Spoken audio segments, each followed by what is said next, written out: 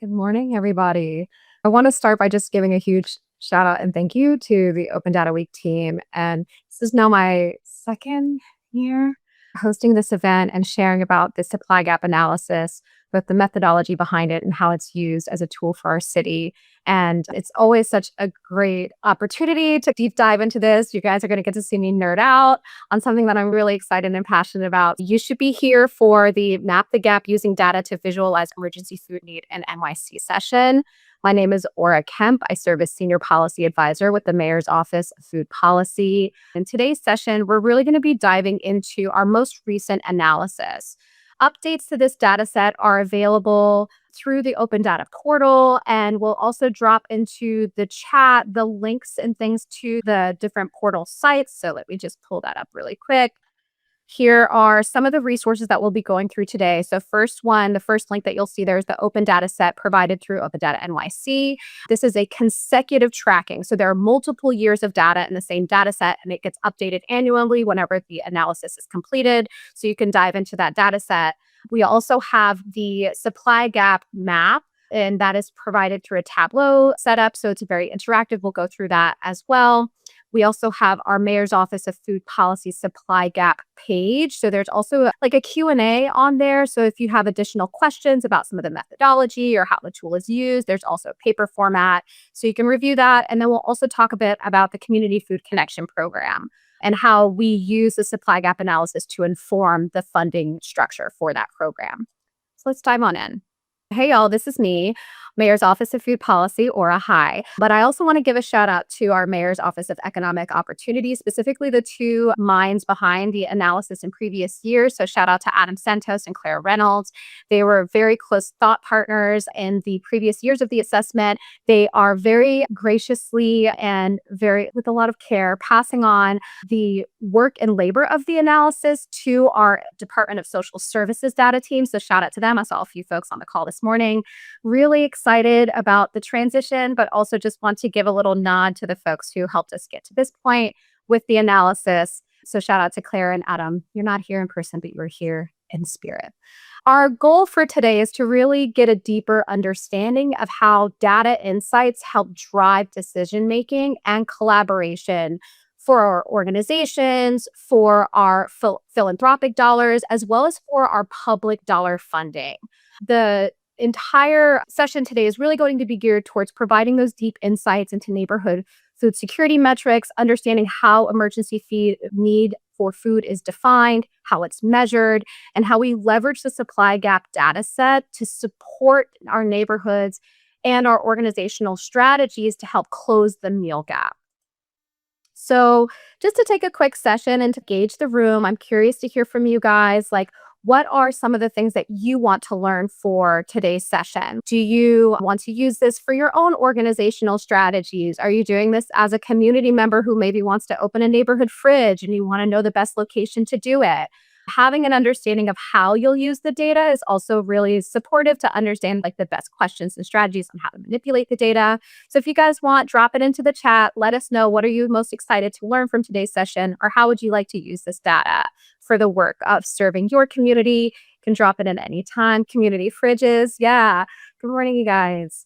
How to better link to local farms for food insecure neighborhoods. That's a really great one. Absolutely. And there are also publicly accessible maps for things like our green markets. So how could we potentially use these two data sets together to inform decision making on unmet need? I'm going to start by just diving into a little bit the Community Food Connection Program. You'll hear me often refer to this as CFC, Community Food Connection. The CFC program is under the Department of Social Services, and it provides food assistance to organizations that are operating food pantries, soup kitchens. It plays a really vital role in supplying emergency food resources to our community members, and it's a direct line of support that comes from our city budget. So the Community Food Connection Program, or CFC, it operates through a city-held contract. So essentially, there are two ways that the Community Food Connection Program really delivers and supports our emergency food providers and our food security network. The first is in investing directly in purchasing power. So this is a line of credit that's provided to our emergency resource organizations. They then can use that line of credit to purchase food from an approved list of products. That list of products can actively change. It can become adaptive based on the needs of community members. And the funding lines that are available to organizations are really dependent on overall community need. So each year, that need by neighborhood is assessed, and then we drive dollars to the neighborhoods that have the greatest unmet need. The second way that the Community Food Connection supports our emergency food network is in growth and development of capacity. So we know that hunger continues to be a persistent issue for New Yorkers. We see those numbers growing, especially as things like cost of living and food prices change. So the capacity building for organizations, the scaling of storage or refrigeration, support with transportation, support with technology investment, administrative support, manpower, all of those are things that require investment, and the Community Food Connection supports in that investment by providing those dollars directly to emergency relief organizations. The funding line for food purchasing is fixed, so they can purchase food off of an approved list. The capacity funds are flexible, so that can really be adapted to the specific need of the organization or community that's being served. Throughout today's session, you're going to hear me refer to geographic areas called neighborhood tabulation areas. In the map that's on the left side, the supply gap map, which we'll also dive into that tool, this is the one that is that Tableau link that we shared a little earlier. The supply gap map and the tree neighborhood map are all designated by what's called a neighborhood tabulation area. In New York City, there are 197 neighborhoods that people live in. So you can see like Central Park is grayed out because no houses are in Central Park for people to live in, at least not anymore. This is how we look at neighborhood composition. We look at it in these smaller little neighborhood districts. So of the 197 neighborhoods in which people live, we're also then able to look at overall food supply within those neighborhoods. The map on the right side is the tree neighborhood map, and that was developed by the Task Force on Racial Inclusion and Equity. This was developed during the pandemic when we found that the highest concentration of COVID positive cases were also the same neighborhoods that had some of the greatest barriers to healthcare, to household stability, some of the greatest socioeconomic challenges. So we know that for those neighborhoods that are identified underneath the task force, they need additional resources because they have additional barriers. So we'll often look at both of these different designations, both the mapping by the NTA level and then also these priority neighborhoods underneath the tree designation to help inform our decision making when it comes to funding and support through the CFC program. Jumping back into CFC's impact, the 2025 analysis from the CFC program showed that there were over 703 food access organizations that were receiving direct support from the CFC program.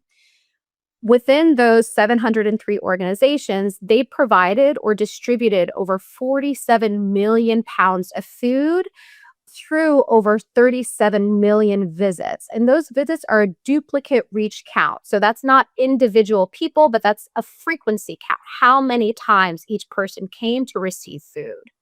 With that 47 million pounds of food distributed, the Community Food Connection program contributed to a 24% closure of our citywide supply gap. So we look at that change year over year and supply gap closure as one of our primary metrics to understand food stability and food security.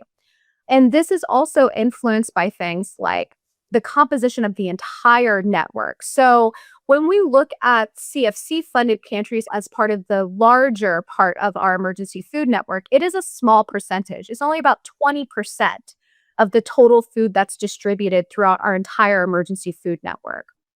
So CFC funded pantries provided 20%, that 47 million pounds, but 80% was provided by non-CFC funded pantries. And that means those are the other organizations that work outside of that CFC funding line. These are the networks that are like your neighborhood go-tos, maybe your church organizations, maybe the larger like network style distributions. These are folks that are just outside of the funding pot for CFC, but are also contributing to the mesh network of food supports. In total, we distributed across the emergency food network 241 million pounds of food. And now I want to just also note that, and we'll get into this when we get to the data section. This is not a comprehensive number, meaning this is a large percentage of the emergency food network, but it is not all of the emergency food network. And we'll also get into that as we go into these deeper slides.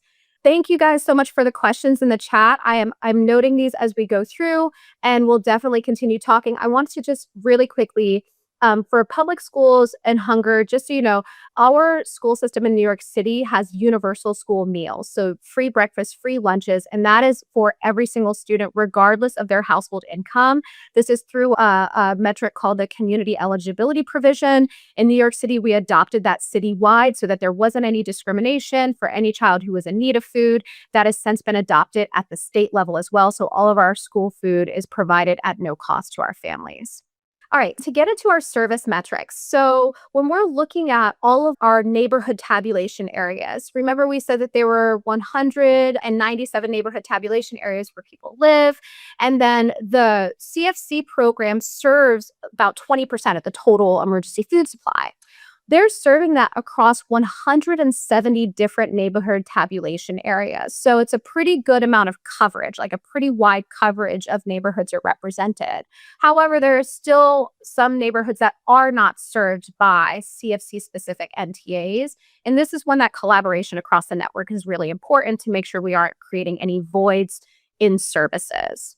We also know that the majority of food insecure people in New York City, where they're predominantly located by neighborhood, and we know that the CFC program, it is effective in addressing that specific need. So going directly to neighborhoods and communities where some of the greatest need exists and providing. So for the food insecure population in New York City, which is roughly 1.5 million people, there are the CFC pantries serve roughly 92% of that population with the locations that they're situated and providing food resources into. So I'm going to pause really quickly on the CFC component before we drive down into the data more concretely. I want to give a chance as well. If anybody has any questions, please go ahead and drop them into the chat. I'm going back through some of these other questions. Would love to use open data and bridge the internal program data to see if we're reaching who we need to reach. Absolutely, Camille, that can absolutely be done. How do we define food supply? Is it access to groceries? No. So when we're talking food supply, we're looking strictly at emergency food supply. So this is the food that's going through our food pantries, our soup kitchens, and our hot meal service. The grocery access, there is another actual mapping tool for our grocery access. And my colleague Lauren is hosting a session later today on our new integrated data platform. And that is going to have a lot more of that other categorical data included, along with things like our metrics for CFC. It will also bring in the metrics around access to grocery stores, access to corner stores, access to bodegas, to look at it more as the full food scape as opposed to just one kind of little emergency food slice, which is what we're focused on today. How do you have data on the 80% outside of CFC? Yeah, shout out to Krista in the chat. It is from the Feed NYC platform, and we'll also get into that. And let's see, looking at produce quality across neighborhoods. Absolutely. We do look at different categorical information related to the food that's being distributed, including what we call percent nutrition. So how much of the package that's being distributed are things like nutrient-rich produce, fruits, vegetables, beans, legumes, and grains. And then does the 20% include all food poundage from the pantries or just their CFC poundage? So it does not include all of the poundage that an emergency food organization will distribute. It is predominantly looking just at the amount that's funded through CFC, although there is some crossover because it's sometimes hard for an organization to differentiate within a package how much of this was paid for with city dollars versus how much of this was paid with an alternative philanthropic funding line. It's really hard to differentiate that in a single package, but we do try and differentiate the food that's being distributed based on the funding line that's provided. Great question. Okay, so let's dive into the supply gap analysis while we're all here today. All right, the supply gap analysis in theory is a very easy to understand structure. The supply gap is what is the demand or need for emergency food, and what is the supply of emergency food. The difference between those two things is what we call the supply gap, and it can either exist in a deficit or in a surplus. So if need is greater than supply, there will be a deficit. If supply is greater than need, there'll be a surplus. And we look at both as part of this strategic approach to providing funding and resources to our emergency food organization. So the supply gap analysis is carried out annually, and it has two primary steps. The first is the supply gap. So again, that very straightforward demand minus supply equals the gap. And then the secondary part of that is the prioritization process. So we look at additional metrics that might impact someone's ability to gain access to food consistently. And then we'll factor into that, into the prioritization ranking, all the other things that might not be accounted for in the data that we're using. And we'll dive into that as well. So it's important to note that our data and input for this is leveraging the Feeding America Map the Meal Gap estimates. This is done at the federal level, and they do this to measure the number of food insecure people at the county census tract and zip code tabulation area, which we call the ZICTA level. So those estimates are built on leveraging the American Community Survey. So it's a supplemental survey as part of the census, specifically the Household Food Security Survey, and that informs the Map the Meal Gap estimates. The estimates are converted into pounds of food. So when we're talking about distribution volumes and distribution amounts, it's always in poundage so that we have a universal metric across the board. We're still able to get some of the granular detail around meal quality and food quality distributed, but for us, poundage is the primary metric that across the board we're able to quantify, both from the organization as well as in our larger scale, like aggregation of funding, being able to say we know that X amount of dollars can purchase X amount of food on average helps us to just keep everything within the same metrics. One thing to just note here as well, the household food security survey as part of HR 1 has been eliminated, which means that survey will no longer be conducted at the federal level. And if that survey is not conducted at the federal level, it means that our input data for the Map the Meal Gap assessment is now hindered. We do not have that same input metric. So we have been working behind the scenes with partners across the state and across the country to figure out alternative ways that we can continue to get that direct insight into household food security without having that originating survey tool to provide the backbone for the assessment. More to come on that, and that'll probably be a nice little carve out in next year's Open Data Week session to talk about the changes in methodology to adapt to that loss and survey. So that's how we calculate demand. It's based on the Map the Meal Gap data set. The supply data is from Feed NYC. So as Chris had mentioned in the chat, Feed NYC is a citywide platform through which emergency food providers can report their food distribution. So they can track the pounds of food, the number of meals served, and the number of contacts. So the frequency at which people came to their organization or to their site to pick up food. That is then linked to the Emergency Food Relief Organization, or the EFRO. So every organization that reports into Feed NYC has a unique EFRO ID, and each distribution location further will have a separate EFRO ID so that we know exactly where the food is going to by neighborhood. Within our assessment, we look at the last 12 months of data aggregated by the EFRO ID, and then we include a half-mile catchment area as like the distribution radius for that food. So when we're looking at supply by neighborhood, you might see that the supply is like the location might be in the center of a neighborhood, but they're actually serving like the surrounding community as well. So we include that half-mile catchment area because that's about how far people will travel to walk to a location or take a bus to a location to get access to food.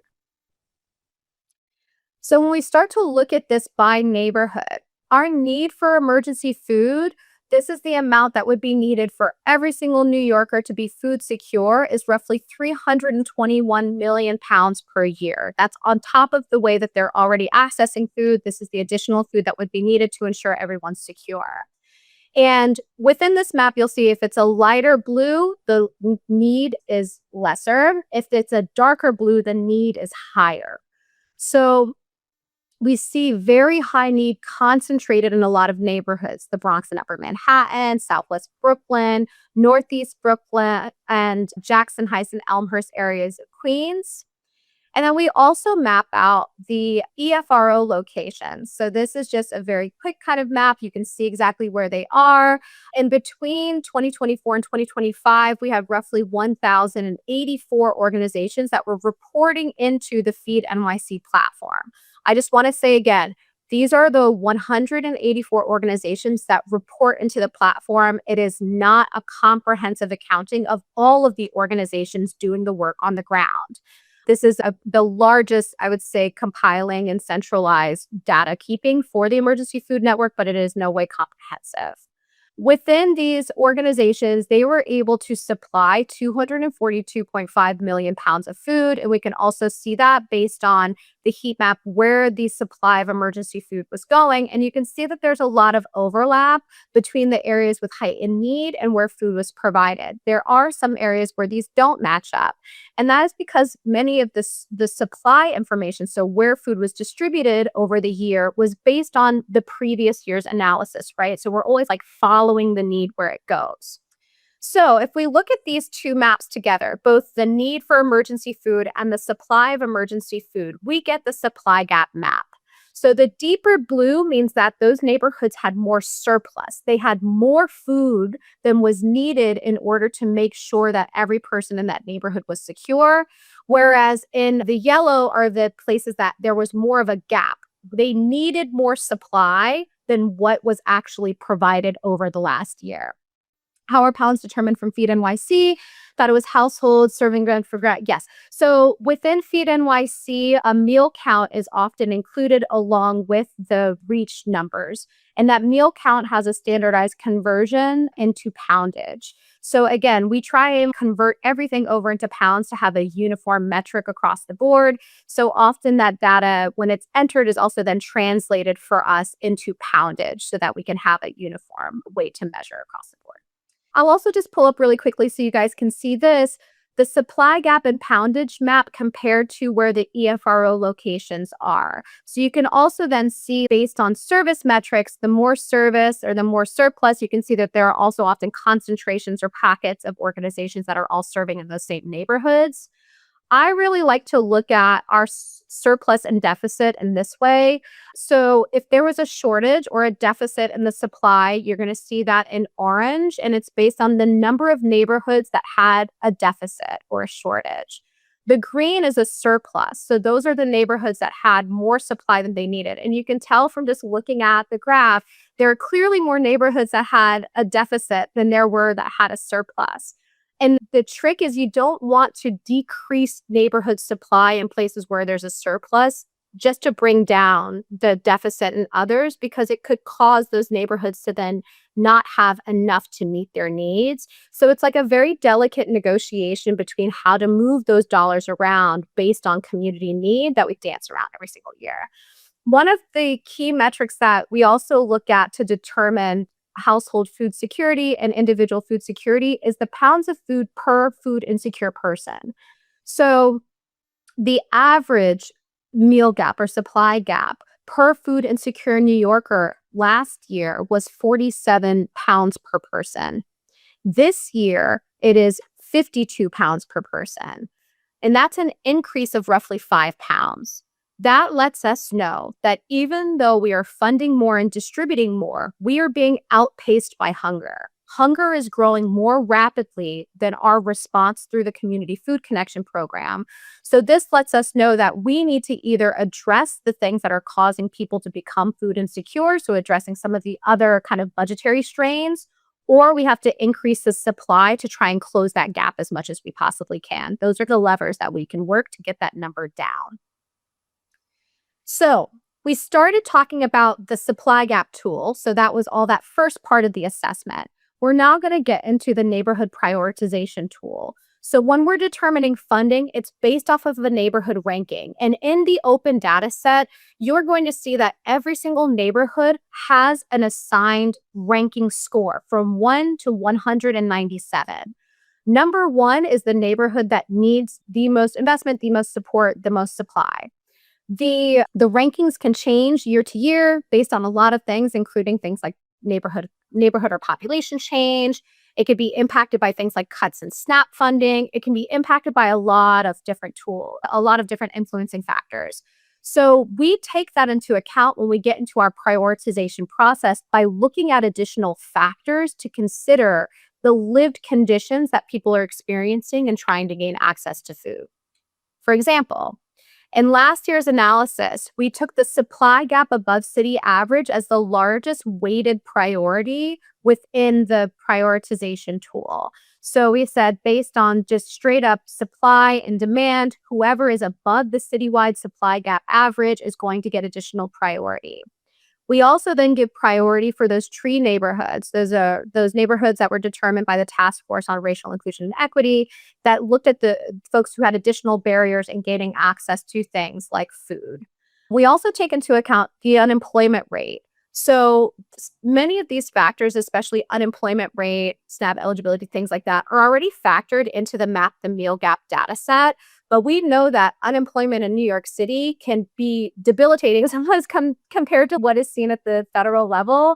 So we also take into account additional factors related to unemployment for New York City. We weight that a little bit more because we know that if someone is not able to work, they are having a lot more difficulties gaining access to food. We also know with the changes in SNAP work requirements that it's an additional burden for people to get access to safety net programs. So we include unemployment as an additional factor because they will predominantly, if folks are experiencing unemployment, they will predominantly lean into the emergency food network for their most direct access to resources.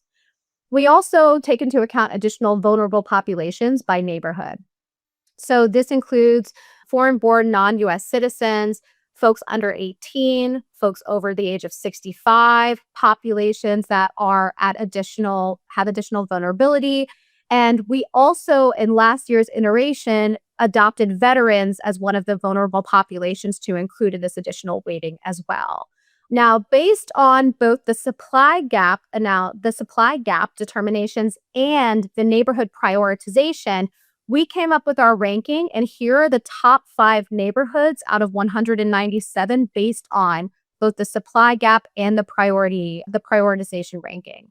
One thing I want to point out is that you can see that the supply gap, it's not scaled based on just straight up supply gap, right? So let's see, Washington Heights South, which is ranked number 1, their supply gap is only 2.7 million compared to someone like Bensonhurst, BK 1101, which has a supply gap of 2.9 million. That is because the Washington Heights neighborhood has more of those either vulnerable populations or higher unemployment rate than Bensonhurst does. So it just weighs it out against these other factors that might influence someone's ability to gain access to food. It's also important to note that the prioritization factors can help us to account for things that might not be seen in the data. So the changes in SNAP eligibility are not represented in our original data set, but we know that's going to impact how people get food over this next year. So maybe SNAP eligible populations or low income populations can get weighted slightly higher because we know that the resources they might rely on will not be available to them in the same way. Same thing with in November, when SNAP benefits were cut, we were able to immediately open up additional pots of funding to funnel through the CFC program and prioritize those neighborhoods that had high SNAP populations to respond to the fact that they were not receiving their benefits, and we're going to be leaning into the emergency food network to fill that void. One thing that we also look at is the changes in neighborhood prioritization year over year. So this is also represented in the open data set. You can see both the current year's ranking and the previous year's ranking, as well as the change in ranking from one year to the other. This helps us to also see like how neighborhoods are changing, how neighborhoods are moving. Displacement is a real challenge, especially within the emergency food network. You could build a brick and mortar location over years trying to meet the needs of neighbors and build the trust with them. And then the neighborhood gentrifies and the population moves. And they don't always move to the same place. So realizing that the ability for the emergency food network to stay in lockstep with our community members as they're actively going through the process of displacement can be really difficult. The changes in neighborhood prioritization ranking helps us to see exactly where and how neighborhoods are shifting. Oh, the 3 other communities. I'm so sorry. Let me go back really quick. Oops. Okay. So sorry, one note as well. When you're in the data set, every single neighborhood tabulation area has an abbreviation. It starts with the two letters for the borough, and then it's followed by a four-digit number. So MN 1201 is Washington Heights South. BX 0901 is Soundview, Bruckner, and Bronx River. So that's like up here, right? Yeah. BK 1101 is Bensonhurst. QN 0301 is Jackson Heights. And BK 0103 is South Williamsburg. Okay, back this way. I also just wanted to stop here for a second, just let you guys know, again, this can all be found through the data on our open data set. We're going to get into the Tableau map just here in a minute, but I wanted to just kind of keep rolling along because we have about 20 minutes. These are really great questions. What do you say to the negative effects of moving supply from the surplus neighborhoods and placing the deficit neighborhoods? We never want to, the goal is not to get to a point of stability by taking off of someone else's plate. That's never the goal, right? And we also don't want to jeopardize the stability of some neighborhoods by removing food supply to divert to others. The thing is that the CFC program and the funding that we are actively transitioning and manipulating is 20% of the total food supply. And this is where collaboration is incredibly important because we might be able to respond to immediate need very quickly, but it's the full network of providers that are working together to make sure that there aren't any massive gaps in our food security lattice. We don't want to, oh yeah, we can put this in the chat. We do not want to put someone else in a place of instability simply because we're trying to increase volumes in other neighborhoods, but it does help us to have insight to the other providers, where they're operating, how they're operating. So if we're shifting funds, we aren't creating a void. We aren't creating an unmet need in that community. Yeah. So I think I just dropped into the chat the link for the Tableau. You guys should be able to link into that. I'm going to get into some case studies, but I wanted to give you guys a chance as well to just go into that Tableau map and maybe check out like, where is your neighborhood? Which neighborhood are you in? Let me see. Okay, so you guys should see this screen. I'm going to skip over here to the, okay. So in here is the Tableau map. You can go in. I'm going to show you guys my neighborhood. Shout out South Bronx. What up, Mott Haven? And now it's thinking, but this is my neighborhood right up here. In this Tableau map, you can actually like click into the map. Mine doesn't want apparently to let me click into it right now. It's thinking about it though. Maybe it's just really popular because we're all in there right now. So this is my neighborhood in Mott Haven, right? I can click into this and I could see very easily like the weighted neighborhood score. So what is the ranking out of 197? My neighborhood is 74. Supply gap above city average. It has a higher than average supply gap compared to the other neighborhoods. It is the third highest ranked for food insecurity and the seventh highest ranked for unemployment rate. The reason that it's weighted at 74 as opposed to being like really high in the single digits compared to the food insecurity rate and unemployment rate is because there are a good number of organizations that are distributing in that neighborhood already. And you can see that supply within the open data set. One of the great things about this as well is you can keep this one and look at it just as an individual. And then you can also, oops, come on. You can also look at the rest of the city altogether. I'm going to switch back to my deck really quickly. Pull up my little thing here. Okay, wonderful. So if you wanted to jump into the chat, like which neighborhood encompasses your area, your community, your neighborhood, it's fun to just be able to like go through and see it and see some of the metrics that are included there. Does that encapsulate mobile pantries? Really great question, Marissa. Mobile pantries are typically recorded underneath the originating NTA of the organization. So we're still figuring out the best way to adequately represent mobile pantry distribution. It's hard because it can be at multiple places, but we are working on like the best way to really show and represent that. It is sometimes difficult, but we're working on it. So as of right now, they do not include mobile pantries, but the mobile pantry distribution amount is often reported underneath the home pantry location. So for an organization like New York Common Pantry that operates mobile pantries, most of their supply is reported underneath their East Harlem location. So we're going to jump into a couple of neighborhood case studies. Yeah, exactly. Same thing with the West Side Campaign Against Hunger. Yeah, there are a lot of organizations that do these alternative distribution models. They're like a bit more spread out. They even do pop-up distributions, right? And those might not be recorded. Think of like your local community board or your local representative doing a special distribution for the holidays, right? It's hard to track those as one-offs, especially if they're not consistent, but many operate like a mobile pantry model, and we're working on ways to make sure that's accurately represented in the data set. Let's jump into some case studies. So, case study number one of the ways that we really dive into this data for year over year assessment is looking at recurrent needs. So, how are we leveraging the data set to understand unmet need or persistent need and how that continues? So, there are 7 neighborhoods that over the last 3 iterations of the supply gap analysis have consistently ranked in the top 20 highest need neighborhoods. We know then that there are underlying factors outside of just food supply getting to those neighborhoods that are impacting food security. That can be related to things like cost of living, it could be cost of healthcare, it could be limited access and mobility, it could be so many things. What it lets us know is that we have to look at things outside of just food supply and food funding to understand the additional barriers that are there and actively work to dismantle them. This next case study is looking at changes in the food supply. So, this is for specifically like we have a location that is distributing a really high volume of food. They move locations to another neighborhood, and it creates a void in the food supply for the neighborhood that they were originally located in. So, in this instance, we had some really great distribution numbers. And because of the high volume of distribution through that one EFRO, we are seeing that neighborhood had a very low ranking. Corona Park was ranked at 194 out of 197 based on their prioritization need. But with the closure of just one of those distribution locations, they jumped all the way up to 23 out of 197. That kind of rapid change in supply can be addressed through things like collaboration with other network partners to see how we could bring in like a mobile operation to fill that void until we got a more permanent access point added in. We could also do things like pop-up distributions, emergency distributions, or us even going in as a city and like collaborating with another organization to open a place in that exact location or in that neighborhood to help to accommodate some of that unmet need.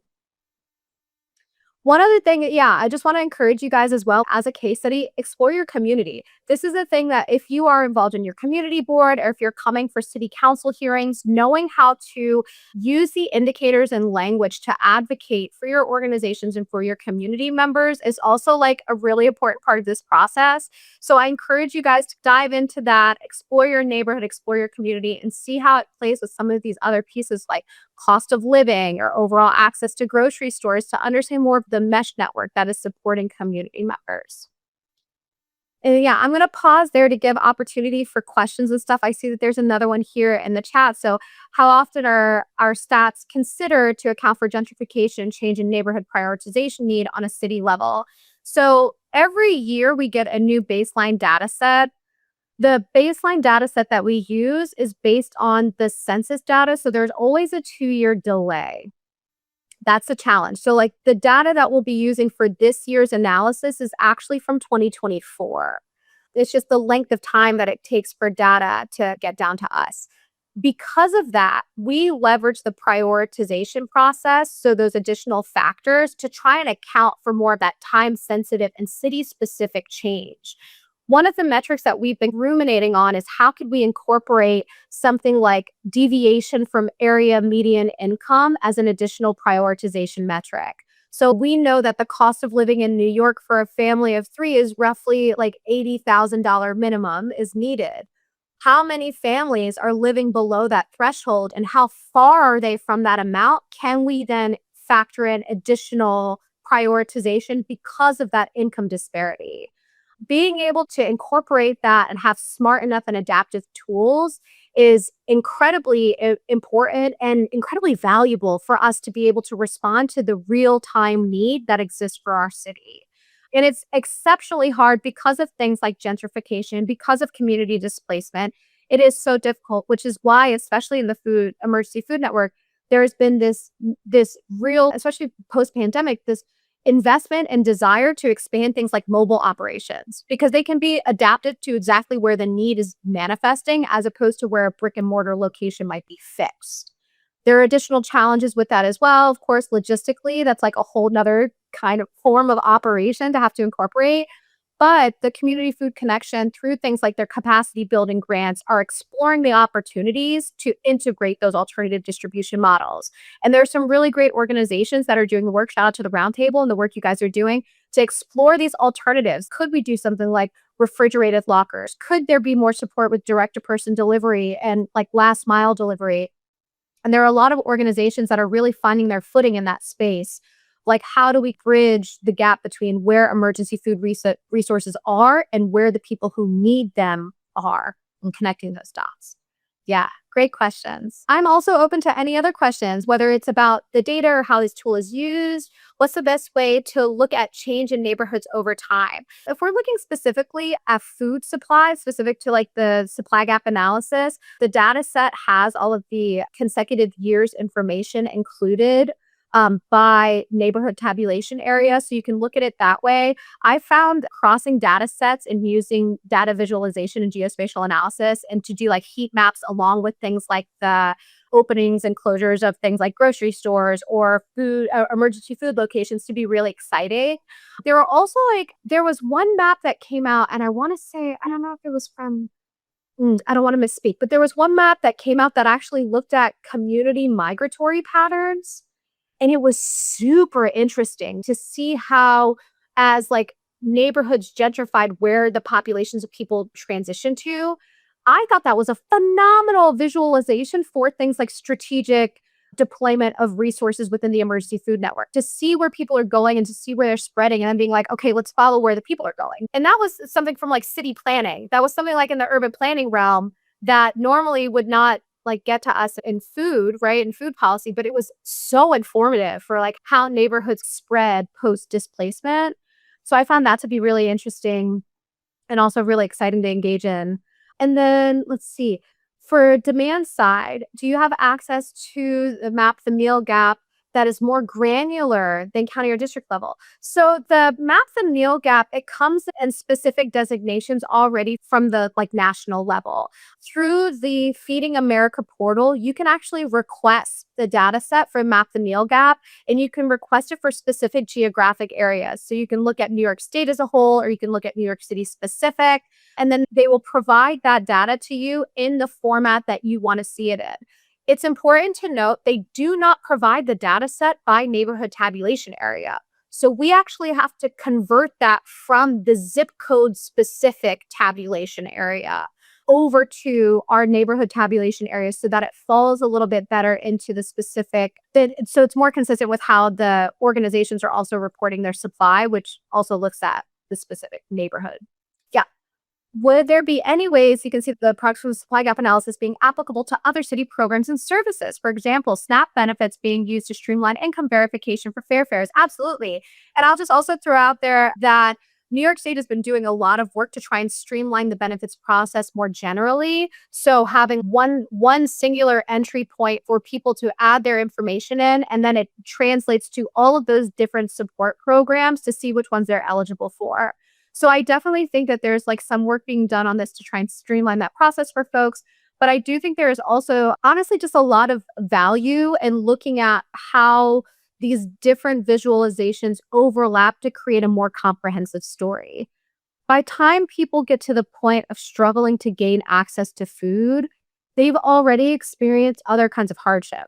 They've already experienced things like housing instability or transportation instability or healthcare instability. Like food is such an essential part of our survival because it is something that has a much lower like monetary threshold than like rent.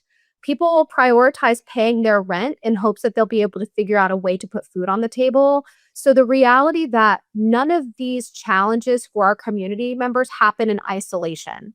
They are part of an active mosaic that people are building for their life.